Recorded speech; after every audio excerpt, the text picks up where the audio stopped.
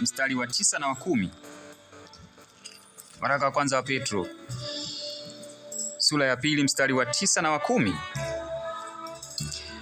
Petro anasema bali ninyi ni uzao mteule, ukuhani wa kifalme. Ananukuu kutoka hapa, Kutoka 19 mstari wa 5 hadi wa 6, kile ambacho wana wa Israeli walikikataa.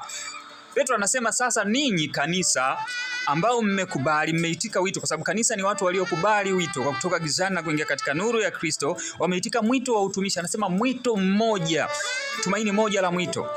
Tunao mwito mmoja. Anasema ninyi ni uzao mteule, ukuhani wa kifalme, taifa takatifu, watu wa milki ya Mungu, mpate kuzitangaza fadhili zake yeye aliyewaita mtoke gizani mkaingia katika nuru yake ya ajabu.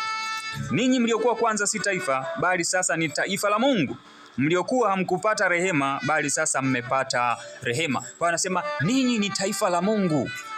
Kwa hiyo Mungu kusema Israeli ni mwanangu mimi, mzaliwa wa kwanza wangu mimi. Israeli kama taifa teule la Mungu lilikuwa linafanya nini? Ni lugha ya picha ya taifa la Mungu halisi ambalo ni kanisa la Mungu, watu walioamini katika Kristo. Hilo ndo taifa la Mungu halisi. Taifa la Mungu sio Israeli inayopigana na Iran, Palestina. No, taifa la Mungu ni watu wote walioamini katika Kristo. Hao ndio uzao teule, taifa teule, ufalme wa kikuhani.